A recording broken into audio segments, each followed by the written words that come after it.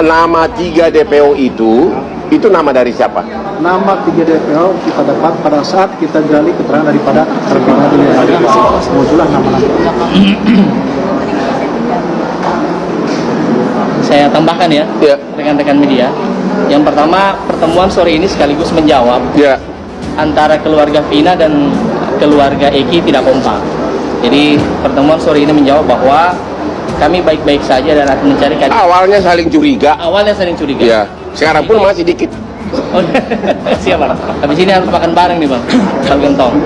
Kemudian yang kedua, ada narasi yang sesat dan menyesatkan. Pak Rudiana tidak pernah menangkap. Tolong diluruskan ya. Pak Rudiana tidak pernah menangkap.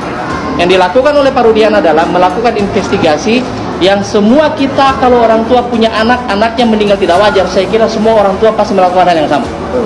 Udah nggak usah banyak cerita lah, ya. Anak beliau berangkat dengan kabar bahwa Vina dan Eki sudah tidak bernyawa dengan kecelakaan. Itu telepon malam itu, Pak Rudiana ya. Sampai di sana sebagai seorang penegak hukum dia melihat ada ketidakwajaran dengan mayat anaknya. Ya, saya ingin katakan di sini bahwa tolong narasi-narasi yang kemudian menyudutkan beliau itu diluruskan. Beliau tidak pernah menangkap. Yang beliau lakukan adalah investigasi.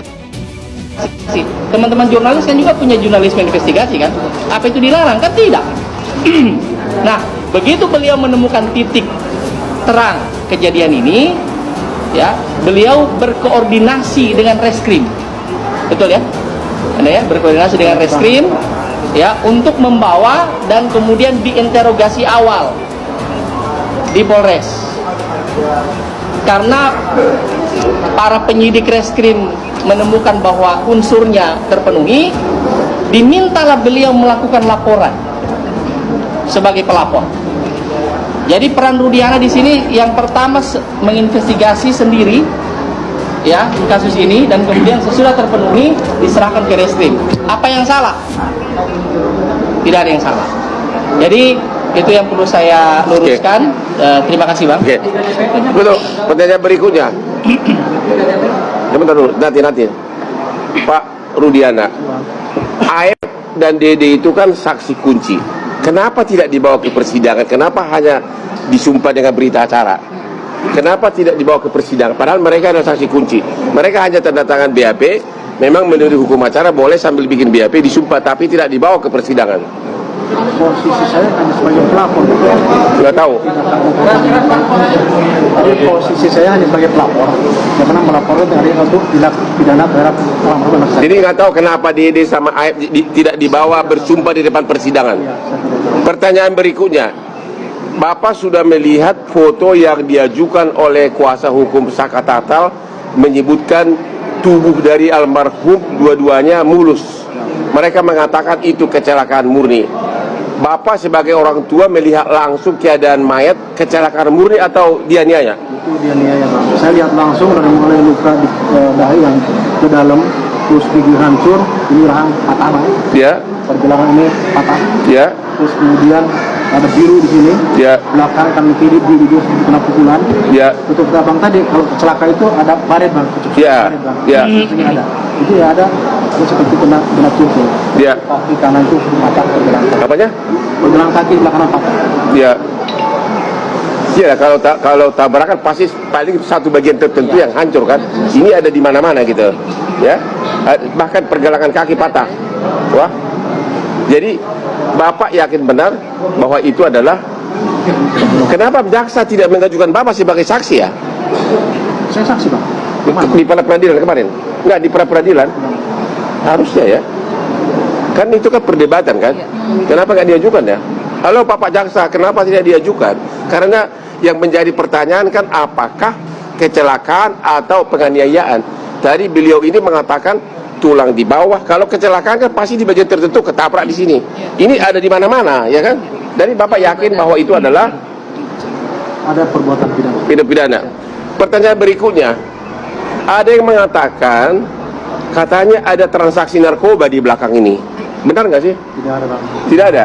Ini wartawan ini moncong semua nih pada seenaknya aja nulis. Ada Bapak, bukannya Bapak mau menyembunyikan ada transaksi narkoba? Tidak ada. Nggak ada. Terus ada juga gosip selama ini kata ini Bapak melindungi cucu dari seorang jenderal polisi, benar nggak? Aduh, saya tidak kenal Jenderal Bang Muhyiddin. Saya hanya orang biasa. 2016 masa itu Bang, Bintara yang Ya. yang mungkin saya kenal Pak Muhyiddin. Pertanyaan berikutnya, hampir semua pelaku ini tergolong pekerja bangunan ya? Ya, semua pekerja bangunan. Apakah masuk di akal pekerja bangunan satu geng dengan cucu seorang jenderal?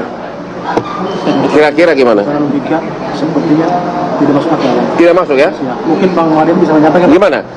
Pelaku ini kan hampir semuanya boleh dikatakan ya ekonomi pas-pasan dari pekerja bangunan. Apakah selama ini kan media-media ini mengatakan melindungi cucu jenderal? Masuk di akal nggak cucu jenderal satu geng motor sama mereka? Tidak, Bang. Kenapa tidak masuk di akal? Agak susah diterima itu, Bang, logikanya. Hah? Susah diterima logikanya, Bang. Gitu ya? Iya. Apalagi memang cucu jenderal saat itu ada bertugas anaknya di Cirebon atau di mana? Itu Iya. dia yang kita. Ada nggak di situ cucu jenderal yang anaknya bertugas di situ? Di Cirebon? Saya tidak tahu. Nggak ada. Ya kalau dia jenderal ngapain di Cirebon ya? Hah? Pasti di SCBD ya nggak? Hah? Biar bisa berdansa ya nggak? Ya? Oke, silakan pertanyaan sekarang. Anda bebas bertanya kepada Pak Rudiana. Yang teriak. Pas DPO itu ada. Bahkan bukan Rudiana, Mas. Baiknya pertanyaan itu ditanya kepada penyidik pada saat itu. DPO-nya mereka dapat dari mana? Itu kan hasil pengembangan penyidikan. Jadi jangan tanya Pak Rudiana. Nanti kalau Pak Rudiana jawab, ya berarti kecurigaannya menguat bahwa Pak Rudiana menyidik dong. Nah, jadi itu nggak bisa dijawab oleh Pak Rudiana. Tanya ke Polda atau Oke, ke Polres. kalau gitu ada pertanyaan kunci nih. Sekarang ini kan berkembang pendapat di masyarakat bahwa 7 terpidana, 7 ya, ya, semua terpidana termasuk 7 yang lagi di penjara bukan pelaku. Menurut Bapak? Kalau saya mendasari informasi dari saudara D sama A, Pak, Ya. yang mana dia melihat pada saat malam minggu ada upaya penganiayaan dan pengejaran. Yang kemudian ketika dia menyampaikan kalau dia hafal motornya warna hijau, dan saya memperlihatkan motor yang saya foto di Polsek Talun, yang dia menyampaikan betul itu motor yang dilakukan penganiayaan. Kalau dalam keadaan gelap dan ada jarak 100 meter, sebagaimana didengung-dengungkan oleh mantan kabar reskrim, siapa tuh? Susno Aji. Bagaimana mungkin Dede dan Aib bisa melihat bahwa itu adalah si ini, si Peggy gitu loh. Menurut Bapak gimana? Yang pasti yang saya dapat info dari saya, kalau dia melihat dan hafal orangnya, Hafal orangnya? ya, betul. Kemudian ketika saya jam 2 dapat jam 14 dapat informasi, saya tukar HP sama AF, sekitar jam 16 AF telepon saya. Ya. Pak, orang-orang yang ribut malam itu sedang berkumpul di depan sampai 11. Iya.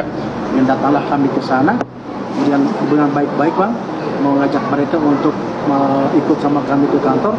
Setelah di kantor, kemudian mereka mengakui kalau mereka yang melakukannya. Sehingga dasar tersebut yang dijadikan dasar kami untuk dilahirkan. Bagaimana orang baru ditanya langsung mengaku?